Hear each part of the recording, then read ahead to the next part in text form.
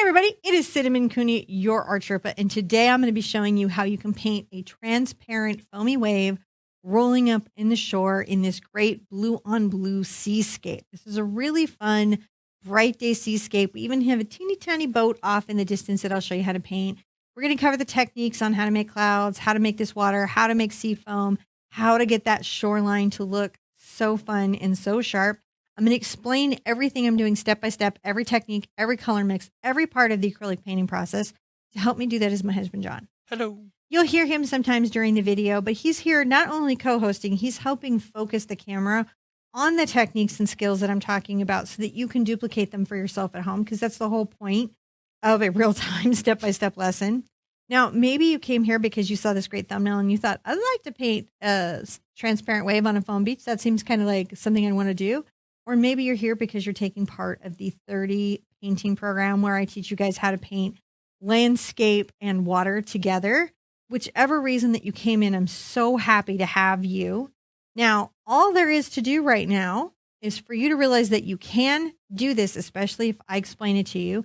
So check that description down below because there's some resources to help me do that. There is a link to my website where there's a written out mini book that you can download and look at that matches the chapters, the timestamp chapters in this video. The video is timestamped. The chapters are built in. They match the mini book. Everything is all tied in together, and that's going to help you be able to paint this yourself. Get your paint, get your brushes, get that mini book, come back and meet me at this easel or really turntable right now, and I'm going to show you how to paint this. In this class, we're going to be painting on an 8x8 surface. I have the wish or intention put on this canvas today that you have clear blue days ahead. I thought that was a really good one for this painting. Mm-hmm. We have Mars black. Very little of that are we going to need, but we have a little Mars black out. Burnt sienna, phthalo blue. We have ultramarine blue, cad yellow, and titanium white. So it's a very limited palette for this painting, and I'm kind of excited about that. There's nothing really to do after talking about those materials than just go to step one.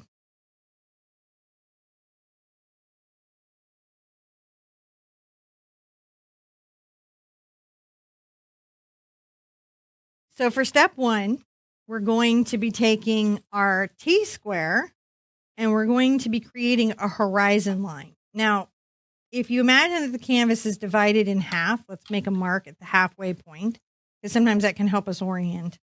And I'm going to use a blue watercolor pencil to do this. If I come even just an inch above that, that's a really nice horizon line. It's not on center. Right? It's just a little bit above it, gives us a bit of an uneven focus. So once I know where my sky is versus where my ocean is, the next thing that I'm going to do is go ahead and give myself a little bit of a hint by starting to paint in the sky. I'm going to use my number 8 cat's tongue. This is a pointed filbert, but don't get too wrapped up in the brush. Like, it's nice to know what the brushes are when you're painting at home, but very often you have a brush that's close enough or similar, or will do a similar technique. So be aware, but don't be like blocked or hindered by the concept. I'm going to load a little white into this brush. You could use a filbert or round or a bright. All of it would be fine. And I'm going to go ahead and get a smidge, just a smidge of phthalo blue. Because this area on the horizon line above the water is very light. This is a space below the clouds and above the water.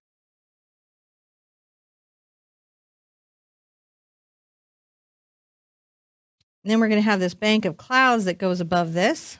Mm-hmm. And so we can even, because the bank goes almost all the way across, not have to worry so much about even some of those blends going up. Now, taking a little bit of my phthalo blue, I'm going to add ultramarine into it. You can see that kind of neutralizes the blues together. Oh, yeah. Go ahead and brush that back and forth. And then come here where the two paints are wet and with not a lot of brush pressure. I'm not pressing down into this, and I may even turn this so I can have a little angle. I'm going to feather these two together. See how that went? Mm-hmm. So there's a bit of a blend. We know we're going to have a cloud bank there, so it doesn't have to be totally perfect. I'm going to rinse out because sometimes you can get enough paint going in your brush that it kind of throws you off. So every once in a while, it can be helpful to rinse out and control that. I'm I'm going to get into a 1-to-1 mix of the phthalo blue and ultramarine blue, coming across, brushing back and forth.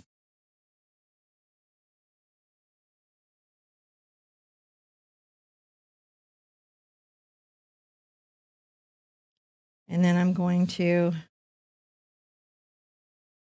just make sure that that's a nice blend. Not too hard. If you're at all concerned about the blend, another thing you can do is take a soft, dry brush. I'm going to use a 1-inch mop, round oval mop, and you'll notice that I can blend back and forth going up, even softening that again. Oh, wow. Now, you could do that with a very soft flat too, or bright. You just want a soft brush that's dry so that you get a nice blend. Don't leave that paint on that brush, though, because it can ruin it. You want to rinse that out and lay that flat to dry somewhere else. Okay, that was step 1. That was fun. I made a rhyme.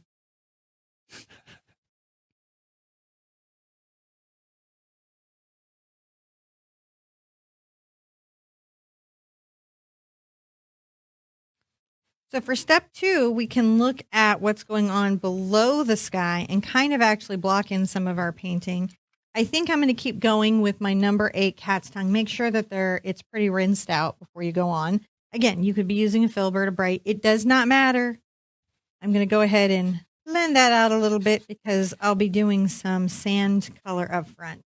Now, this is a lot of fun. I'm going to make some sand color, and my sand color is going to be a little bit of my cad yellow to my burnt sienna and a smidge of my Mars black. I'm not trying to create green at all. And I'm going to add a lot of white because the sand is pretty light today. I'm going to come here and just brush back and forth a little bit of this base sand color. Base sand. You know, and I see a lot of yellow is still in my brush, so that's coming out in the paint. That's not going to hurt anything, though. I'm just going to come back with a little more brown and white.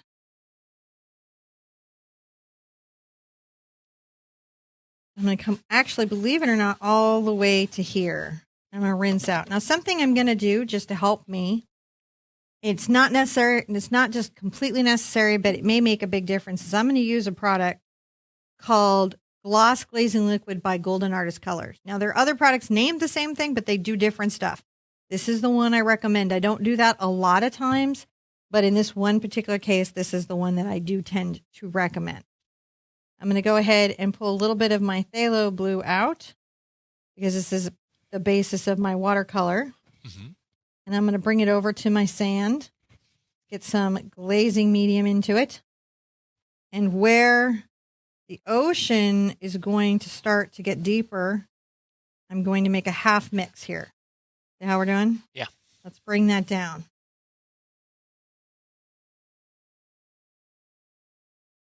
Pretty good. It is. That's how we're getting that space where the water is clear and you can see the beach underneath, but then it goes out into deeper, deeper water. I'm going to get more phthalo blue into my water mix. And again, you can get a little glazing liquid. The nice thing about glazing liquid, this particular brand, it's really a slow drying agent that improves blendability, is that it's going to allow you to have a little extra give on your work time. Mm. And this is just the basis of my ocean. Notice I'm making like back and forth brush strokes. Those horizontal.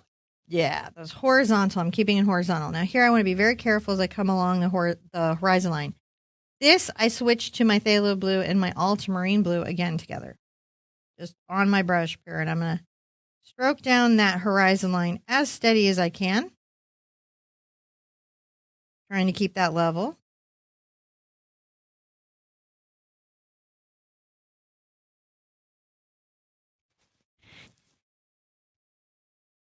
And that's what I'm trying to do, is just make sure I've got a nice level horizon. So sometimes I will orient my surface to have a better angle at that and be able to see that. When I'm working flat, that's why I work on my Lazy Susan. But if you're sitting at a table and you've got your painting on an easel, you wouldn't really have that problem. Mm. All right, this is just us making sure that you can see what's going on there. So now we have the ombre. I like that ombre. For the ocean.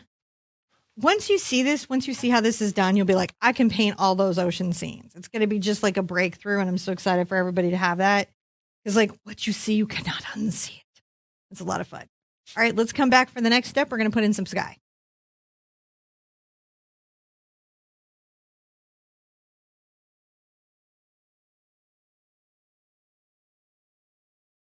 So for the next part of this lesson, we're going to come up into the sky and add some wispy clouds. And my favorite brush to do that is the number 12 Princeton Select. It's a domed blender. It's very soft. It's a mix or blend of natural hair, so it's a little bit softer than my cloud brush. If you have my cloud brush, you could do that here in a dry brushing effect. I'm going to load a little bit of my blending medium onto this brush so that the paint I'm loading in kind of stays a little bit wet and doesn't dry out on me so quickly, even though I am doing a light dry brushing. You can kind of see the load there. It's pretty light. Mm-hmm. And we're going to create some of these little up high, interesting wispy shapes. You know what I'm talking about, them wispy shapes in the sky? The floofy cloud. They're so floofy. They're a little up high condensation. Probably up here, the air is very thin. And I go skippy, skippy, skip. This can be a little bit hard to learn, and so this is a great space to practice this in. I threw these types of brush strokes at everyone on last year's Acrylic April in this Phoenix that was renamed Fire Chicken by the community. I loved Fire Chicken. I did too. Chicken on fire. I just keep pulling these through. You can see I'm just keeping this thin and light, and this really creates a full and complete picture of a certain type of day. Mm-hmm. Okay, if a little blue gets into your mix there, and then you can come up here and maybe some of these are perhaps a little more puffed, and I just kind of dance the brush up and down, creating those little puffs.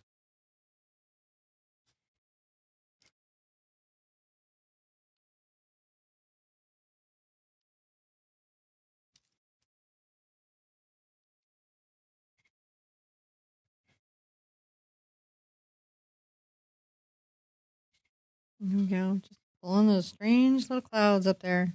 Mm-hmm. On the toe of this. And my pressure is so light. Not only do I have the glaze to keep this color light, but the pressure on the brush is very light. I'm not pressing down hard. And that's really all I'm going to do to get those distant clouds kind of worked in. That's that step. I'm going to rinse out and dry off. We're going to call this a step because that's a lot to take in. And then we'll come back and put in some cumulus with the hog brush.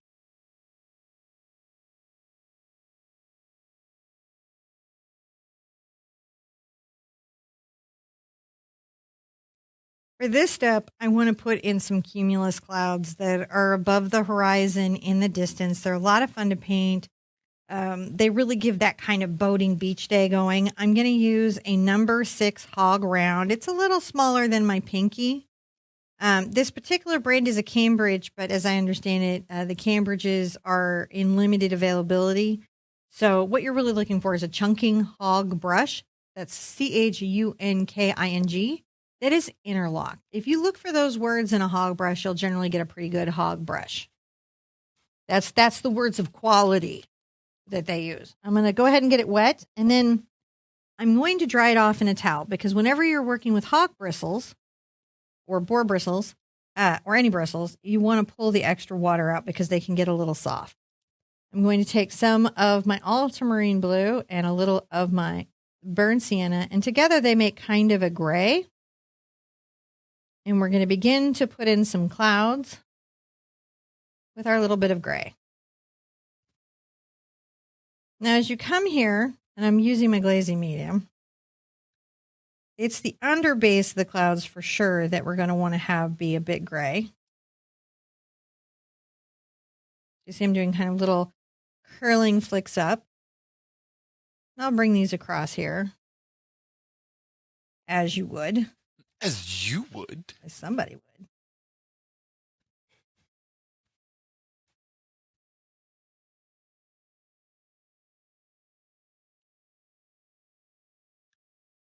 I'll go ahead and start to blend that out, getting that kind of gray value going in there. Clouds are interesting little creatures because they actually have a lot going on them, and they're really good for practicing your shading and your seeing value in shape and form. Mm-hmm.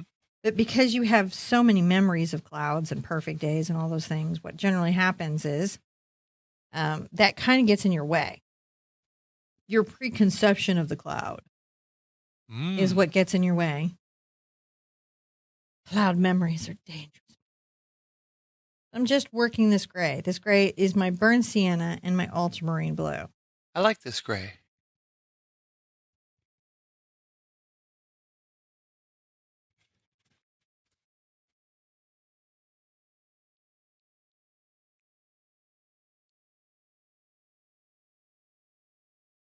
Just a nice little kind of cloud gray.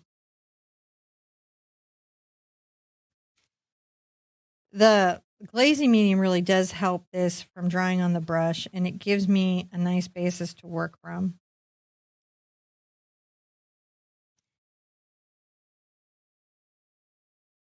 I may even take some of this down here a little bit, down lower in this bank over here, so that we can have a couple different little layers of form before we get into it, you know?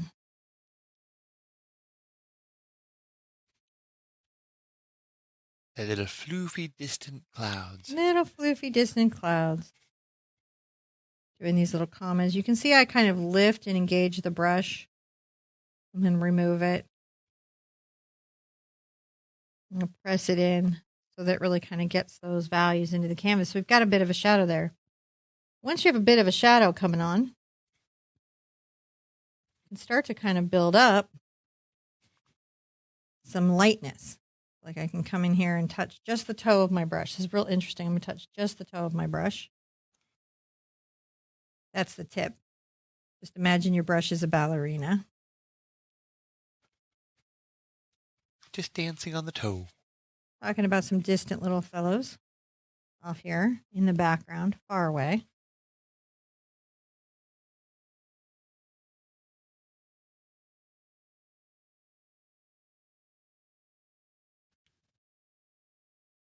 And begin to kind of come in on the toe here. And you do want it light, but you don't want it perfectly white because we're going to come back with something much lighter. And your brush pressure is very light there, isn't it? Very light. Super kissing the canvas. You can see it's just barely even bending the brush. We're just being playful and thinking about this cloud in that way. Yeah, I'm not bending the brush.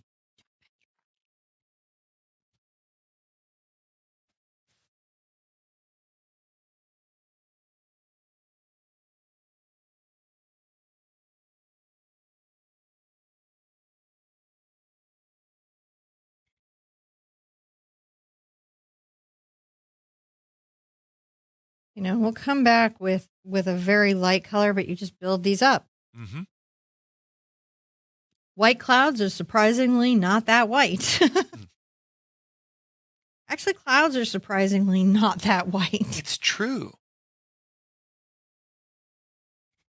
They get tinted and toned and shaded by all the world around them.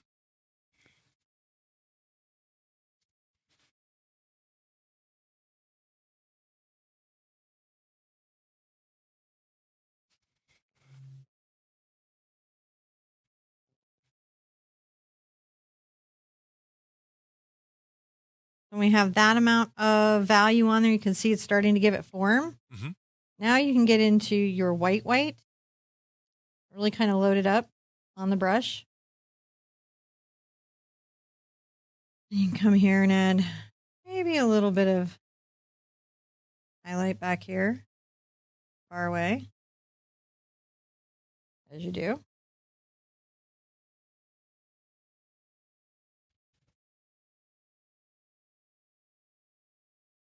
You're just creating little spaces where The whiteness of the clouds is really actually created by the sunlight on them. And it's important to remember that these come through in like little areas and spaces. So it's not a flat cardboard card going across the sky. Mm-hmm. Sometimes we kind of paint them as if they are, but they're not. They have incredible depth.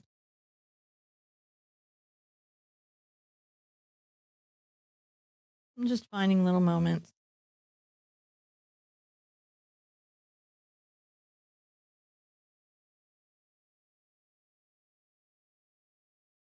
Sometimes a little upward draft is very useful. Oh, yeah. A little sweepy.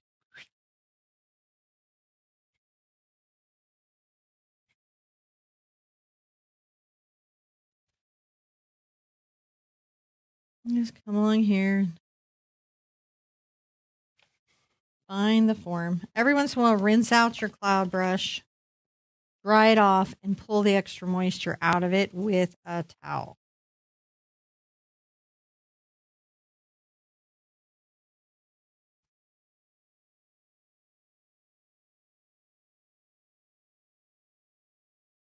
I'm going to twirl the brush. This is going to help it keep form.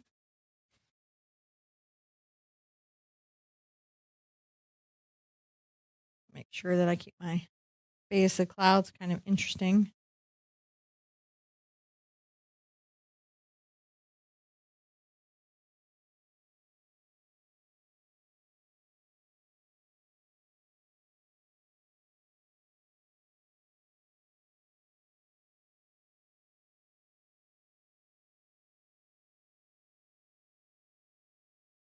Painting some clouds today. Mm-hmm. So this is kind of, if you're doing Acrylic April with us, right, then this will remind you of lesson 4, where we kind of talked about this a bit. You know, where we got into this blue on blue sky, but we're just getting deeper into these concepts and playing with them in a little more focused way.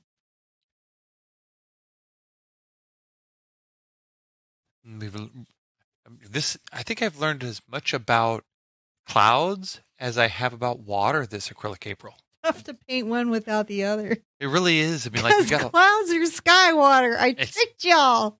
True, they're sky lakes. They're sky lakes. See, if I'd said clouds and water, y'all would have been like, nope, not going to do 30 days of clouds and water. That's exhausting. No, I can't do clouds. No. So I was like, more about water and landscape. Clouds are water and landscape. That's part of it. Tom just outed me there. Plans for my students that I have. I do. I have plans for you guys all the time. But no, it has been interesting to see how many layers of clouds. Like, I now recognize that it takes a lot of those to build them up. And yeah, they're structures. They are absolutely these amazing structures, aren't they?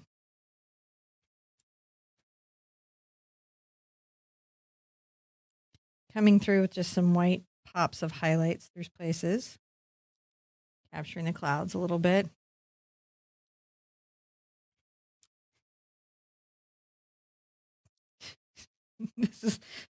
There's so many people on this lesson who were like, oh, she got us. Now, if you're really brand new to my channel and just came here because you thought you wanted like to paint a blue sky day and it said step-by-step, tutorial for beginners, and you thought I am all those things and would like to paint that, be sure you do take my advice and go get those extra resources from the website. Thousands and thousands of people do this program, and based on their experience, I can tell you those resources really help a lot in you're just getting the results that you want out of your painting experience. And don't forget to hit the subscribe button if you think learning art for free is kind of cool, because that's what I do. I teach art for free every week, all year. It's my whole thing. Just adding little pops. I'm looking for the tops of these little forms that I've created, right? Yeah. You see this little top form here? Well, I could highlight that little top form there. Maybe it's more in sunlight, but I don't take away all my shadow. I leave that kind of there. All right. I'm pretty happy with that sky. That's got some feel. That's got some thoughts. It's That's a got some really joy nice sky. going on. Yeah. And it really kind of, speaks to me in all those ways. So I think that we're going to come back and start painting some water on the ground, not sky water.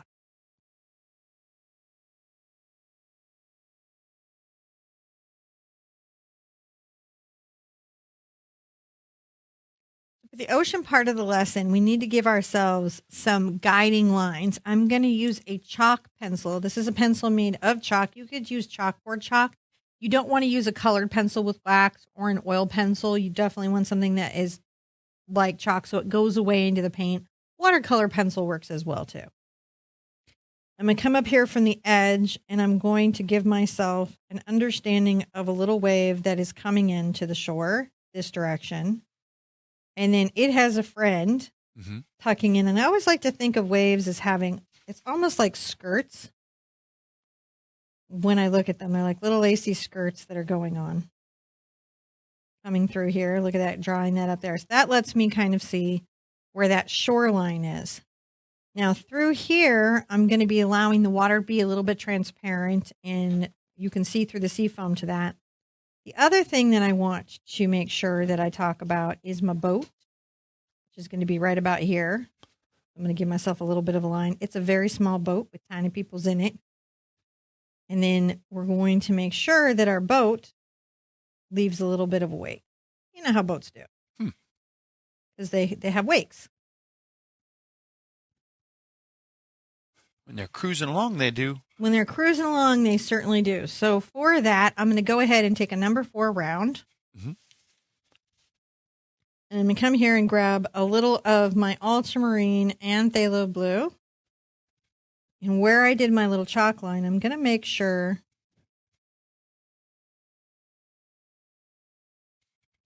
that I'm starting to paint in this little darker area where I know there's going to be a wake. Okay, that's the boat's wake. Seems silly, but it's super important. And we'll be coming back and doing more things to make it feel like wakes and stuff. But a lot of it is about just coming in and having a brighter color on top. I'm going to come in and grab some of my black. Make little figures. These could be little peoples. As happen, right? Little peoples happen. They're little dots. Just to remind myself that they're here. I may come back and refine them later. I just want to make sure that I've got them going. A little of my black and white. Now, this isn't totally a finished rendering of boat. It's not? Oh, no. I just need to know, oh, there's a boat. I'm actually just kind of giving myself a fun little paint sketch of where objects are in relationship to other things because it'll be important. Now, I'm going to take my brown blender that I used from earlier, and I'm going to get a little bit of my glazing medium on it. And I'll go ahead and get some of my burnt sienna and some of my black. And I'm going to come here, and above where the seafoam is going to be, I'm going to darken the sand just a bit. Not a lot. And that's why I use the glazing medium. We're just going to be giving it some dimensionality and mostly from the outside coming in. See how very little that is? I do. It's not a lot. Go ahead and get a little bit of just the burnt sienna. Get a little yellow into it. And we're going to come over here so it's not quite as dark.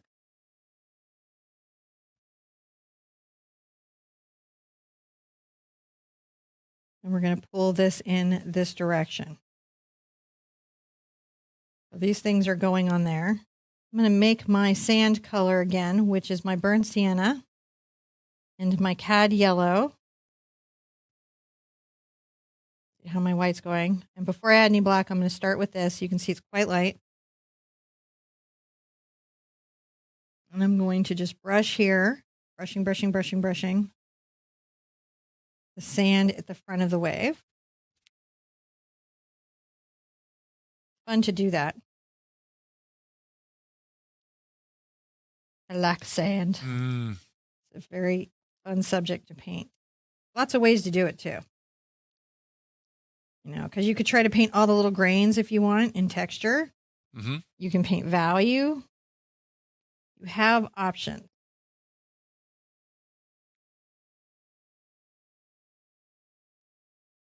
Oh, that's a little too much blue into that. Make sure that that goes away. And that'll happen sometimes. But you can see I'm kind of giving a little rough texture.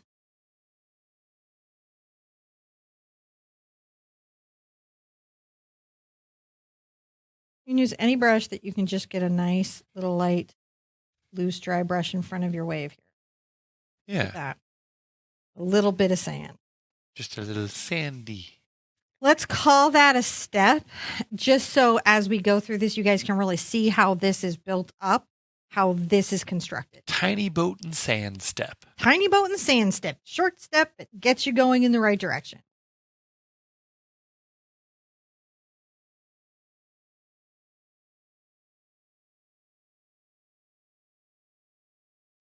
So now we're going to put in some of the details and values that make this really feel like water.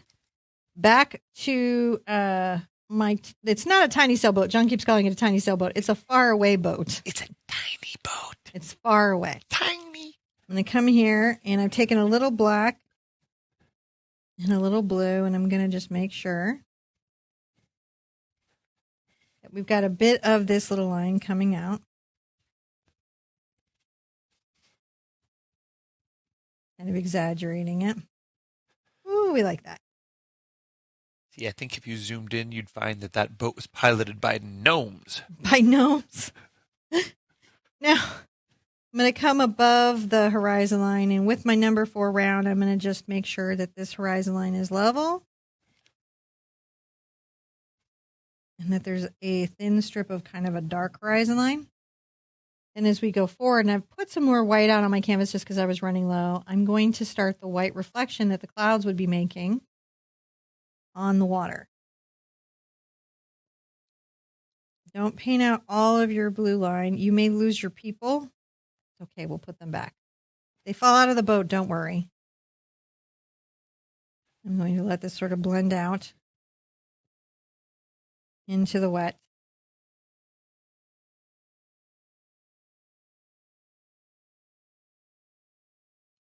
Gonna definitely just so careful, a little hair there, because this is about the cloud that is reflecting down.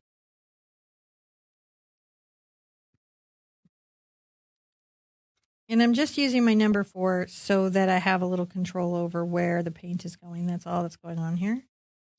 Just trying to control the paint. I'll get into a bigger brush. As I'm going, I'll get into my number 8 cat's tongue now. And let's take a little of our phthalo blue over here and some of our titanium white. And maybe a smidge, interestingly enough, of our cad yellow. And start to paint in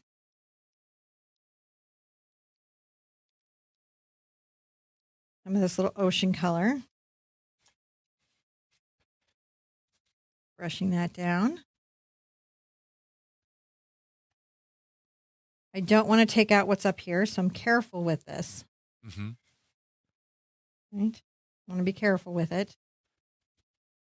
Here on the outside edge.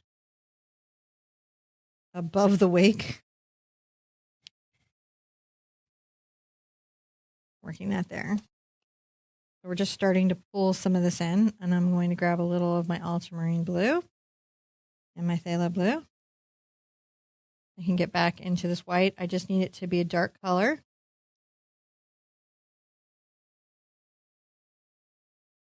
Brushing that very lightly.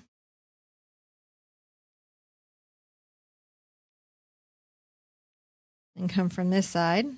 Mm-hmm. And I'm brushing this lightly.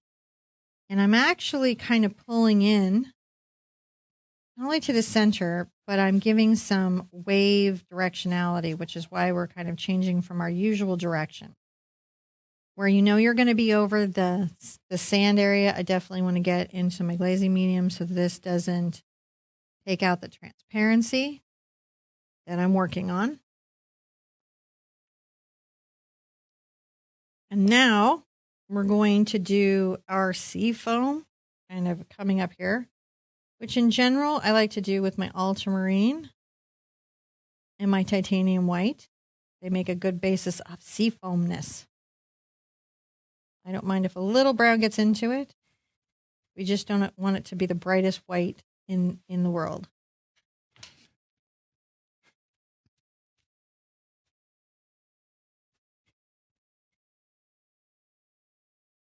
The thing to think about with seafoam is that it's actually quite thick and it tends to be shaded. So you have to paint shadows into it. We think of it as just this pure white space in the way we sometimes think of snow, which is also incorrect. We shouldn't think of snow as just pure white. Now, because of the directionality of the waves, I need to make sure that my seafoam has little openings where you can see the water, the sand underneath, but they should be in kind of ellipses, elongated out, because they get pulled and stretched in the direction that the water pulls them.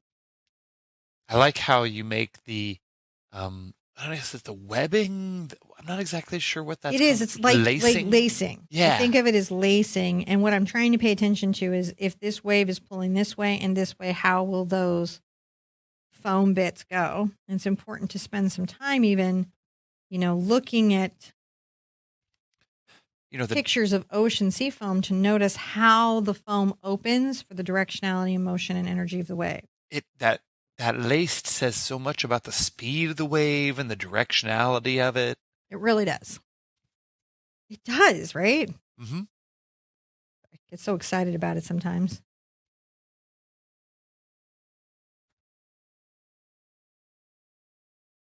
And by doing this gray, not only are we giving it room for us to shade our sea foam, shade your sea foam. Your sea foam needs a shadow. Make sure your sea foam has its shadow.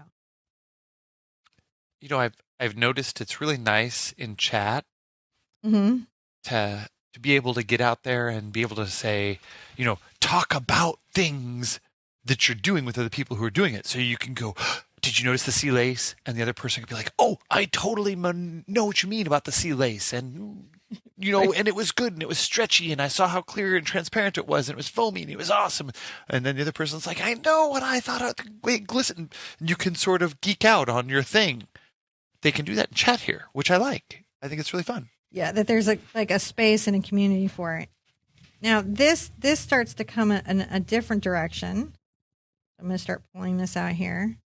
Oh, it's going a different way. It is. It's starting to kind of curve in this way because these waves are sort of layering over each other. This one's coming in and this one's going back.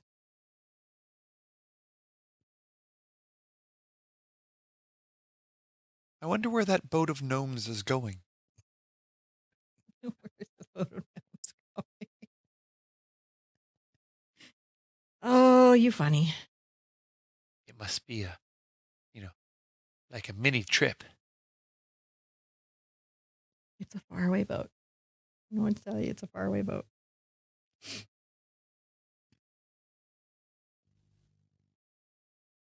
I'm kind of like a second little run there. So you can see how that creates those. And it's important to, have maybe these ribbles and ripples. Ribbles and ripples. Mm-hmm. Ribbles and ripples. Oh my, oh my.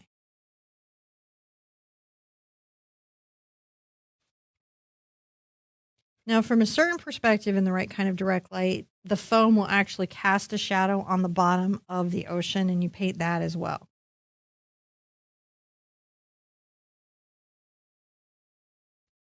That's our next layer or level of it. I'm wiggling my brush around and making irregular shapes. You can see how they're very irregular.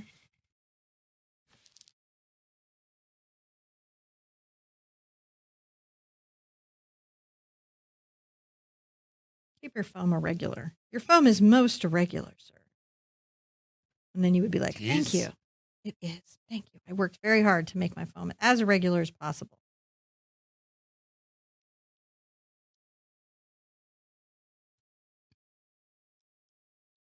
You can see how even like the tinting or toning of this puts this sand under the water.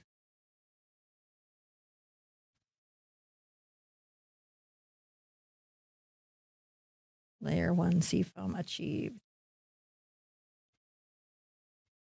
Oh, sea lace. Sea lace. You know, I think of the little waves rolling in as skirts. Mm.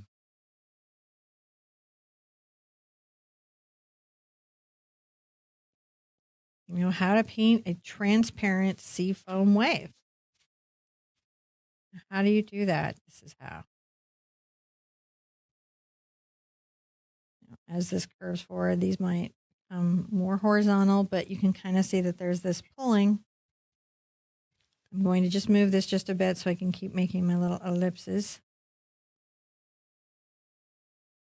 Some ellipses may be more full than others.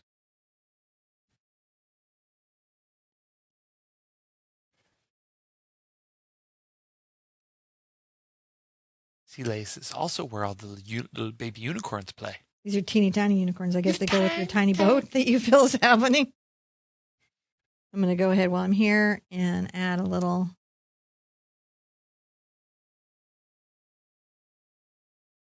to that boat. I think they're on a 3-hour tour out there. Just going out for a little spin around the island.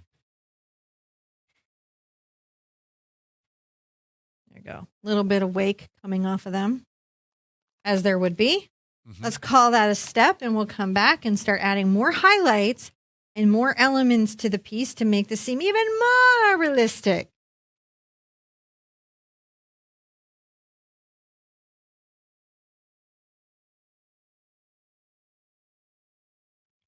So as we go forward, we've got to add some lighting and some drama to this piece to really create this sunny day water that we've got going on. I'm going to, for behind my boat, so I have a little bit of delicacy, begin to add a reflection. I'm going to pull out my white and a smidge of my phthalo blue. And I'm going to come behind here. I don't want it to be completely white because I have to reserve that a bit for the cloud highlight reflections. But I need to overall make sure that behind here, this is a bit white. And just brush this back some and let that taper off. I might even blend with my finger a bit there. Adding little bits of reflection to the faraway landscape.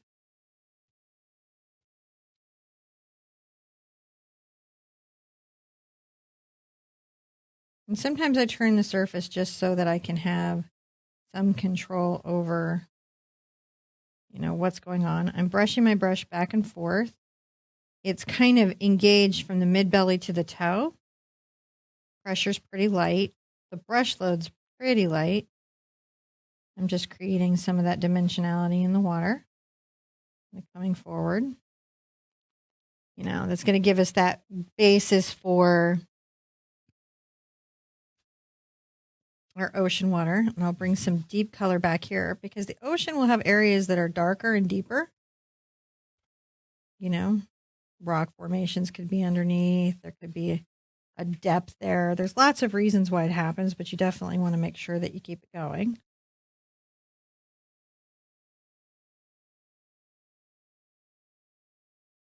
If you get a little off like I did there, you just go back and erase it. Don't have to keep it. And that's what's nice about acrylic. You can change your mind or fix things if, you know, you're painting and something gets away from you. And I like that about this medium. I'm going to come here and add a little bit of shadow under the boat.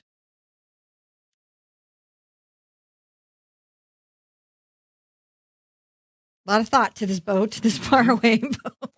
Tiny little boat. Tiny little boats. Makes you wonder, what island are we on? I am not sure. I'm going to guess the Bahamas. I think this is Gillinomes Island. Gillinomes Island? Mm-hmm. Did you really do that now? For real? Mm-hmm. I'm just like trying to figure out like if that really just happened right now. So I'm adding a brighter white behind here because the clouds, again, they do tend to reflect.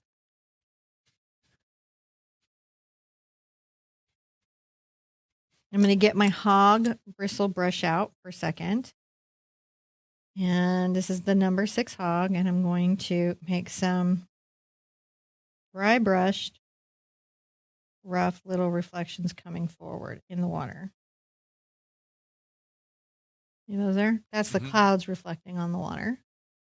You definitely want to have some of that.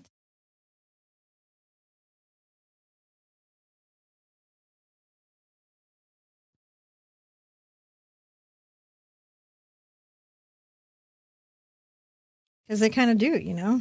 They do, yeah.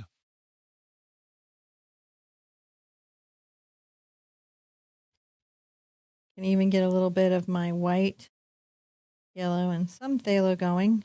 Kind of a bright.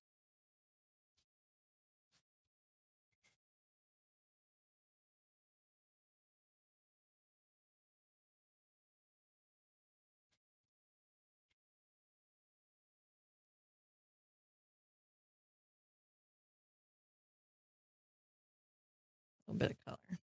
Looks really good. So we're really seeing those happen. Dry brushing through here. Just keeping it light. My little boat doing its little boat thing out there. It needs some peoples, though. Need some gnomes. Peoples. There are gnomes on They're the not boat. gnomes. It's far away. Just put the peoples back. Just little.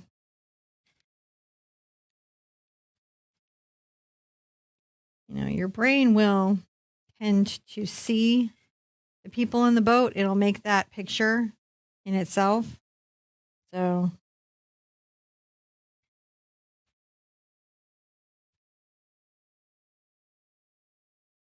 it goes. It's speeding along. Far away little speedboat. Doing little speedboat things. It's what it's doing. I'm going to start with my number 6, and if it works well, I'll stick with it. And I'm going to add highlights to my Seafoam.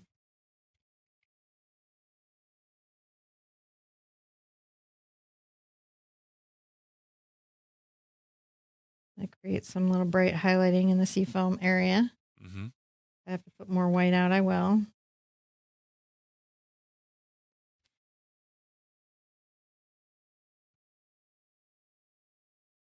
I like the roughness of the hog brush, which is why I choose it.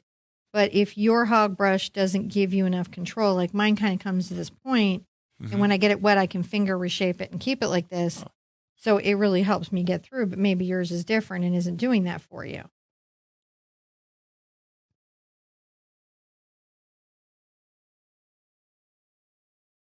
You know, I can also, when I load, I roll it, if you can see that. I don't know if the thing is showing that, but I roll it, and that also keeps it to a nice point as well. You can see this gives us little highlighty bits.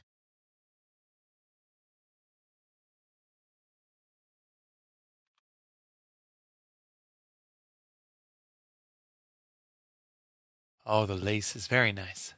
Give the water some lace. Little water skirt. These little waves gently lap the shore. We're seeing the sand underneath the water, and that's how we're painting transparent water. A lot of times when I talk to people and they're like, well, I don't know how to paint water, because how do you paint something that's transparent? You don't paint anything that's transparent. Just continue to put out and define this wonderful Seafoam that is out here in this lacing.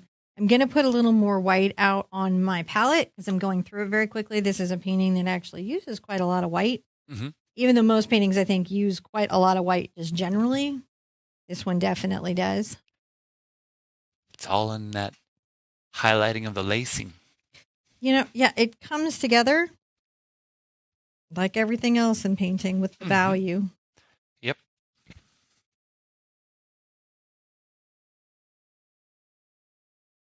And tiny boats.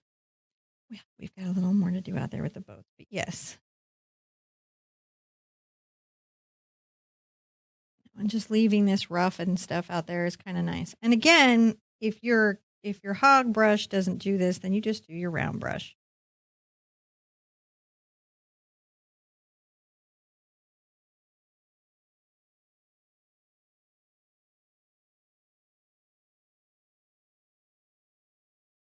I just like my hog brush for what we're doing. Mm-hmm.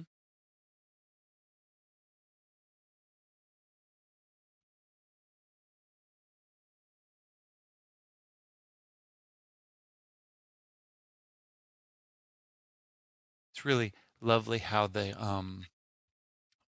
lace tells a story of the water moving on the beach that our brain just fills in.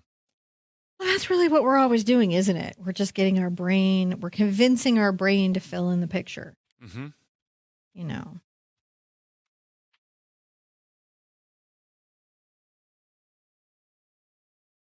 And our brain does it. It tells the rest of the picture, and that's kind of lovely and wonderful, and one of my favorite parts of this.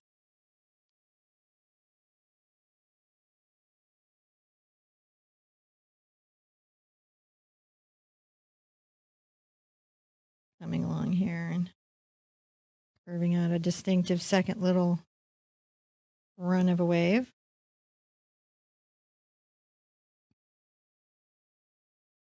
Because they do that. Second little distinctive runs.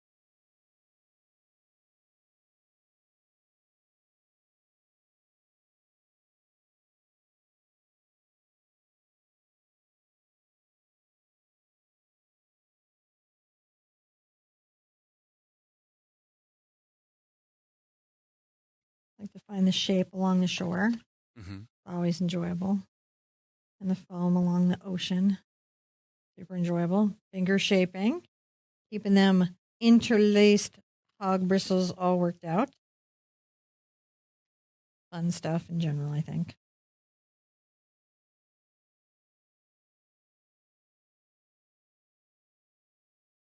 And keep in mind, you can absolutely shade and work the seafoam up front here. Mm-hmm. So you're not stuck at any point. Now, if you really messed up, could you just paint the brown beach back in and re-go at it? Yeah. But you would want it to be dry. For that type of repair, you would want the painting underneath to be dry. Mm-hmm. So that when you made the correction, you could paint over it pretty easily. If it were wet, the paint would keep lifting and fight against your goals. Oh, that's a good tip. Make sure you thoroughly dry it before painting anything out. Yeah, well, for a big repair like that, like if everything's dry underneath and you make a boo-boo, chances are when it's still wet, you could lift it up. If it's the kind of boo-boo you can't just lift up, then you let it dry and you paint it over. And it's really kind of figuring out from the boo-boo stage of your painting, which way do you want to go?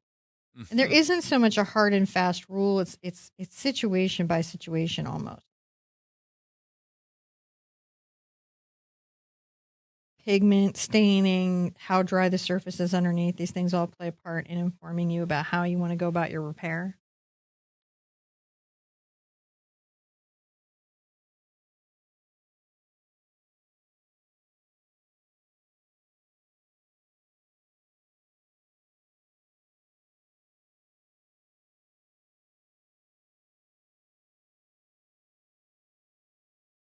Just coming along there, finding little highlights in the foam. Mm-hmm.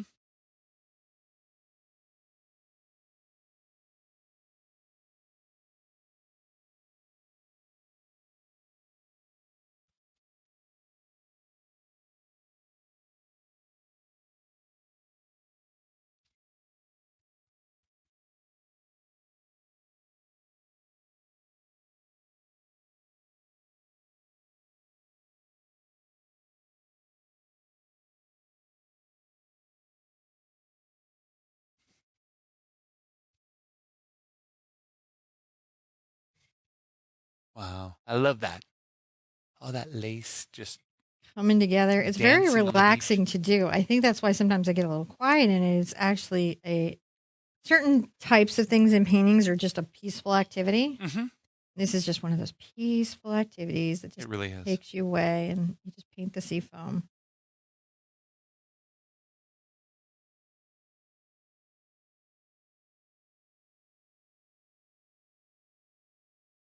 And you can spend a lot of time just lacing the foam. Let's put this at a stopping point, and then we'll put the last few highlights and shadows in to just finish off this piece.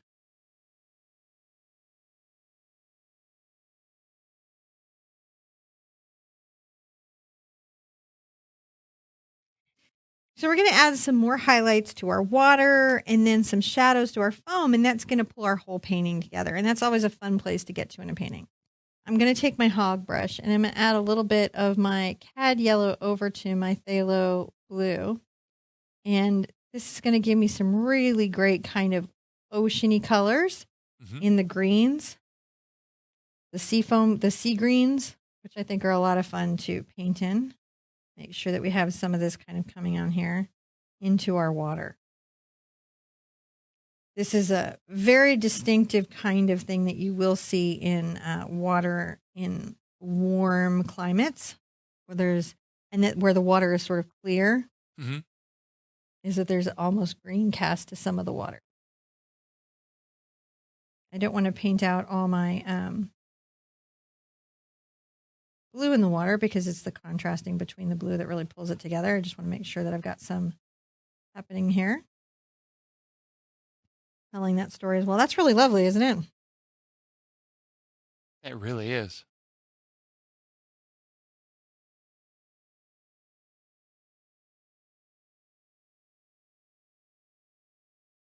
There we go. Looking nice. Just little dimensionality.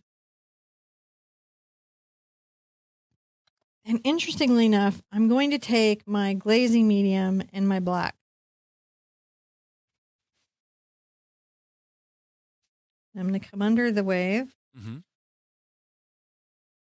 A little forward shadow. Because they do tend to cast a little shadow on the beach. They do. And even a little bit each other. So if you don't want to have a black line, which is why I use the glaze.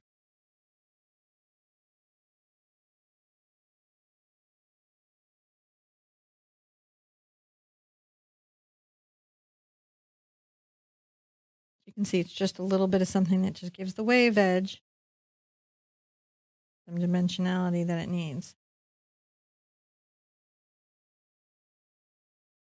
The seafoam has shape. A